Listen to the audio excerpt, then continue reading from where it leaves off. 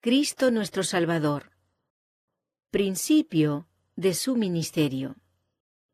Después de la tentación en el desierto, Cristo volvió al Jordán, donde Juan el Bautista estaba predicando. En esa ocasión, ciertos enviados de los gobernantes de Jerusalén estaban interrogando a Juan respecto a su autoridad para enseñar y bautizar al pueblo. Le preguntaron si él era el Mesías, o Elías, o el profeta, es decir, Moisés.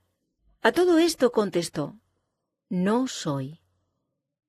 Entonces le preguntaron: «¿Quién eres?», para que demos respuesta a los que nos enviaron. «Yo soy», dijo él, «la voz de uno que clama en el desierto.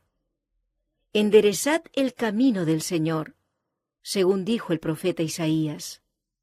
Juan capítulo 1, versos 22 y 23.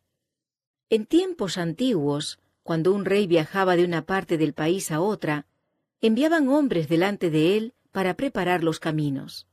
Cortaban árboles, quitaban piedras y llenaban hoyos, a fin de que el camino quedara en buen estado para el rey. Asimismo, cuando el Rey del cielo vino, Juan el Bautista fue enviado para preparar el camino, o sea, para anunciar a los hombres su venida y llamarlos al arrepentimiento. Mientras Juan respondía a las preguntas de los mensajeros, vio a Jesús en la orilla del Jordán.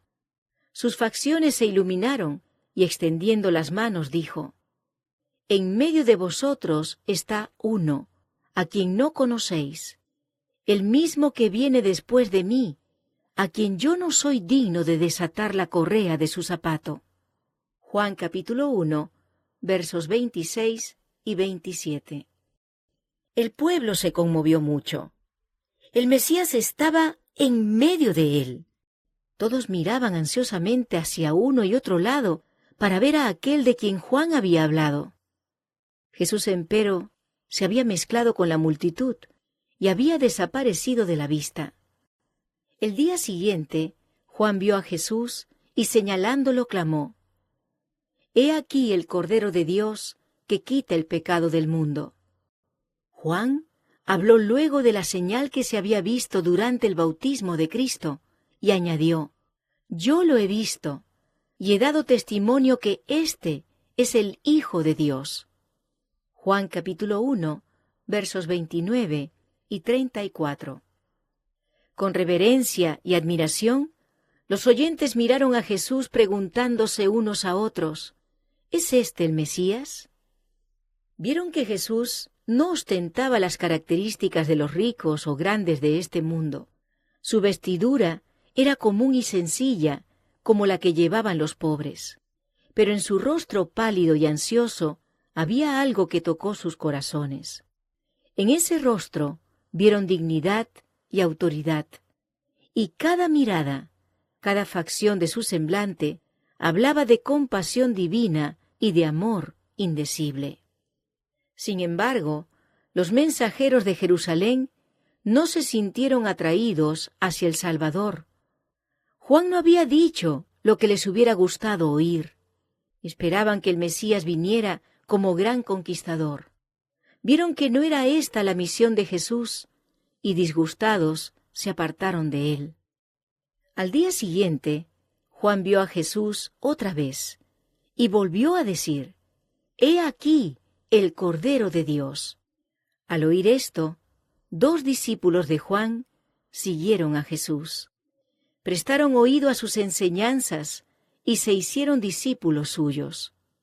Uno de ellos fue Andrés y el otro, Juan. Pronto llevó Andrés a su hermano Simón a Jesús, el cual le llamó Pedro. El día siguiente, mientras se dirigían camino de Galilea, Cristo llamó a otro discípulo, a Felipe. Tan pronto como Felipe halló al Salvador, trajo a su amigo Natanael. Así empezó la gran obra de Cristo en la tierra. Uno tras otro llamó a sus discípulos, y uno de estos trajo a su hermano y otro a su amigo. Esto es lo que cada discípulo de Cristo debe hacer: Tan pronto como él mismo conozca a Jesús, debe decir a los demás cuán valioso amigo halló en él. Esta es la obra que todos, viejos y jóvenes, pueden hacer. En Caná de Galilea, Cristo y sus discípulos asistieron a unas bodas. En ellas usó Jesús de su poder maravilloso para beneficiar a la reunión familiar. En aquel país era costumbre tomar vino en semejantes ocasiones. Antes de que concluyera la fiesta, se acabó el vino. La falta de vino en una fiesta equivalía a falta de hospitalidad, lo cual se consideraba como gran deshonra. Pusieron el caso en conocimiento de Cristo, y él mandó a los siervos que llenaran de agua 6 jarrones de piedra. Luego les dijo: «Sacad ahora y llevadlo al maestresala». Juan capítulo 2, verso 8. En lugar de agua, salió vino. Este vino era mucho mejor que el que se había servido antes, y alcanzó para todos. Después de hecho este milagro, Jesús se fue sin que nadie lo notara. Los convidados no supieron nada del milagro hasta después de haberse ido Jesús. El regalo de Cristo a las bodas fue simbólico. El agua representaba el bautismo y el vino su sangre que había de ser derramada para la redención del mundo. El vino que Jesús hizo no era una bebida fermentada. Un vino tal produce embriaguez y otros grandes males, y Dios ha prohibido su uso. Nos dice: el vino es mofador, el licor embriagante, es turbulento, y cualquiera que con ello se deja extraviar, no es sabio. A la postre muerde como culebra, y pica como víbora. Proverbios capítulo 20, verso 1. Y capítulo 23, verso 32. El vino que se consumió en aquella fiesta fue jugo de uva puro. Fue lo que el profeta llama mosto, y del cual dice que hay bendición en él. Isaías capítulo 65, verso 8. Yendo a las bodas, Cristo demostró que es bueno congregarse en reuniones agradables. Le gustaba ver feliz a la gente. A menudo la visitaba en sus hogares y procuraba inducirla a pensar en la bondad de Dios y a olvidarse de sus cuitas y aflicciones. Dondequiera que se encontrase, Cristo procuraba hacer esto. Dondequiera que hubiese un corazón abierto para recibir el mensaje divino, desarrollaba las verdades del plan de la salvación. Un día, al pasar por tierra de Samaria, se sentó junto a un pozo a descansar. Vino una mujer para sacar agua y le pidió de beber. La mujer se maravilló de esto, porque sabía cuánto odiaban los judíos a los samaritanos. Cristo le dijo entonces que si ella le pidiera a él le daría agua viva. Esto dejó a la mujer aún más maravillada. Entonces Jesús le dijo: «Todo aquel que bebe de esta agua tendrá sed otra vez.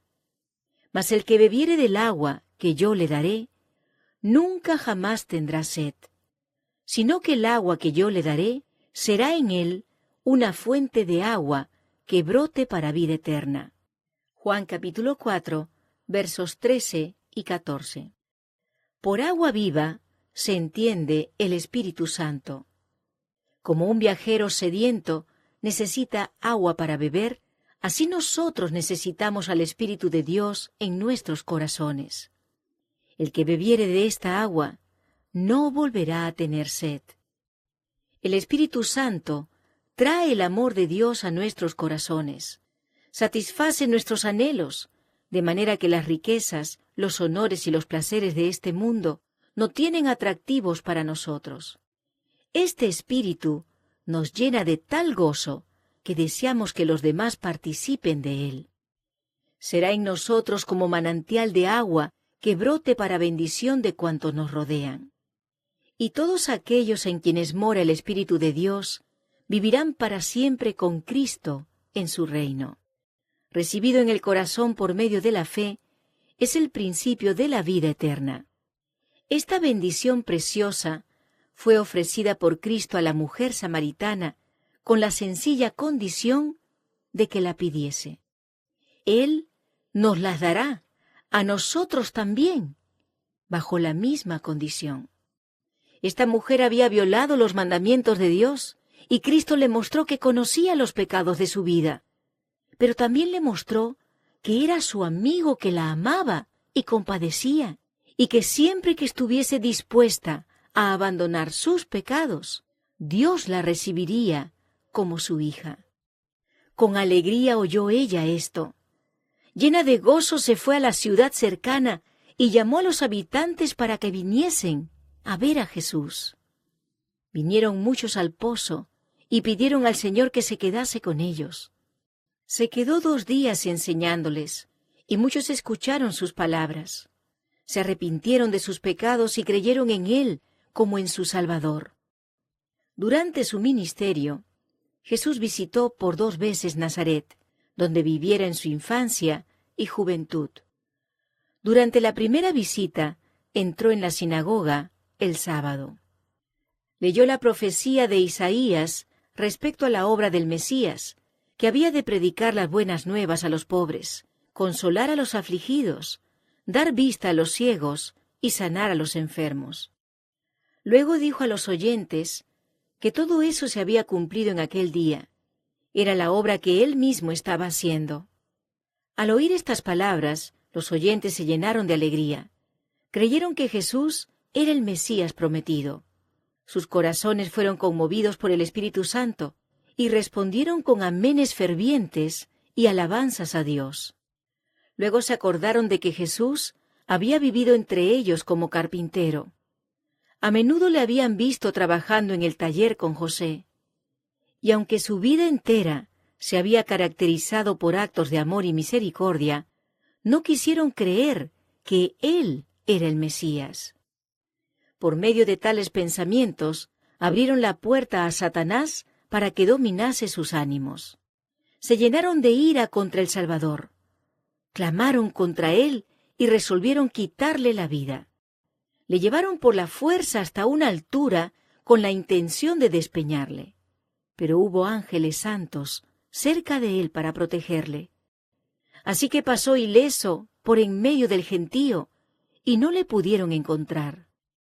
La vez siguiente que fue a Nazaret, el pueblo no estaba más dispuesto a recibirle. Se fue entonces de allí para nunca más volver. Cristo obraba tan solo en favor de los que deseaban su ayuda, y de todas partes del país la gente acudía a congregarse en torno suyo. Mientras sanaba y enseñaba, había gran regocijo. El cielo mismo parecía haber descendido a la tierra, y los pobres y los de corazón sincero se regocijaban en la gracia de un Salvador misericordioso.